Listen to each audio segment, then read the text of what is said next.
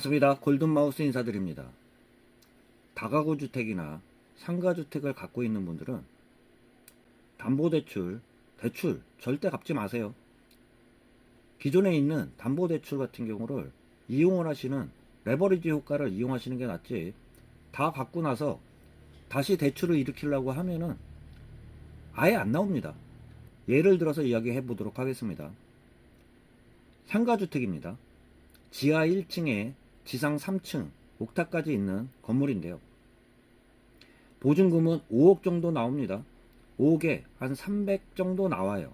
예를 들어서 이야기 드립니다. 그러면 평가들은 얼마를 할까요? 요새 같은 경우는 담보대출 같은 경우도 5% 초반입니다. 월세 환산율 같은 경우도 약 5%에서 6% 정도 하는데요. 보증금이 5억에 있고 월세가 300 정도 나온다고 하면은 단순으로 해가지고 환산을 하면은 월세 300을 5%로 환산을 하면 6억 정도 나오죠. 보증금 5억에 6억, 그냥 따져도 11억 정도 합니다. 그런 것들이 시세로 요새 형성되는 가격 같은 경우 보면 약 3%, 4% 수익률이 나오면 그 가격이 형성되는데요. 그러다 보니까 한 12억, 13억이 나온다고 할 수 있습니다.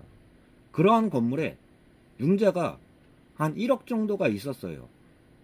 1억이면 별게 아니죠. 보증금 아까 보증금이 한 5억이라고 말씀드렸잖아요. 5억에 6억. 선순위 보증금 총액과 근저당권 합쳐서 6억밖에 안 되고, 감정평가에도 이런 건물 같은 경우는 약 10억 정도 나옵니다.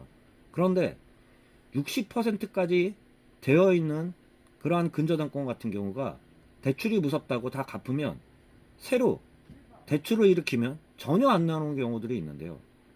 그러한 이유들은 어떤 것일까요? 그 이유를 좀 말씀드리면 소액보증금과 최우선 변제금이라고 할 수 있겠죠. 최우선 변제금은 어떤 것일까요? 소액보증금일 때, 경매가 집행됐을 때 최우선으로 변제받을 수 있는 금액이라고 할 수 있는데요. 그 기준은 근저당권 설정 기준입니다. 부동산 가격이 폭등하다 보니까 최우선 변제금 금액이 계속 올라갔다고 할 수 있습니다.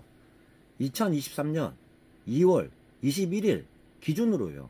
그 이후로 근저당권 대출을 실행을 하면요, 최우선 변제금이요, 서울은 1억 6,500 이하가 5,500입니다.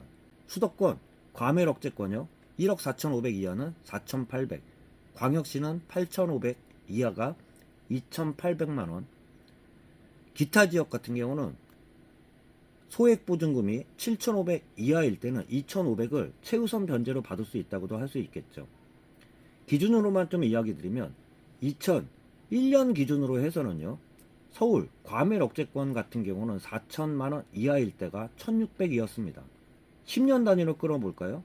2010년 7월 28일 기준으로 해서는요, 서울은 7,500만원 이하가 최우선 변제금이 2,500만원이었습니다. 수도권 과밀억제권역은 6,500에 2,200만원.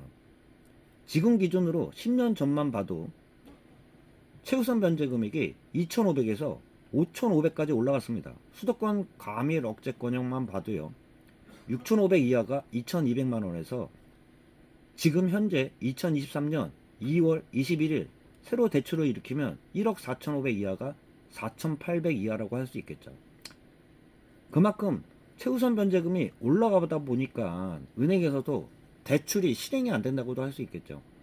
아까 예를 들어서 말씀드린 게 지하 있고 옥탑 있는 그 상가주택이나 다가구주택 같은 경우는 방이 총 몇 개가 될까요? 예를 들어서 옥탑이 방 3개가 있습니다. 3층도 방 3개, 2층 같은 경우는 원룸이 4개입니다.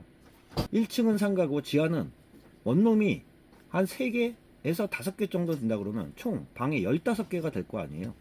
그렇게 했을 때 최우선 변제금이 얼마가 공제가 될까요? 약 10개만 해도 지금 기준으로 새로 대출을 하면은 5억 5천이 빠집니다.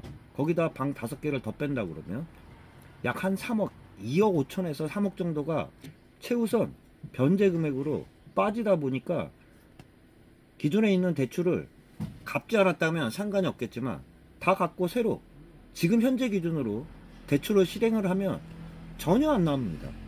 그러다 보니까 좀 팁을 말씀드려보면, 새로 대출이 실행이 안 될 때는요, 기존에 월세 받는 그러한 원룸이나 투룸 같은 경우는 하나, 두 개만 전세로 돌려도 그 여유 자금을 마련할 수 있습니다.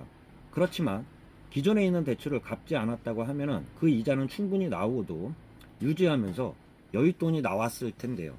그렇기 때문에 제가 잠깐 모두에 말씀드린 것처럼 웬만하면요, 요새 같은 트렌드에서는요, 갚지 않는 게 가장 최선이라는 말씀 좀 드려볼 수 있습니다.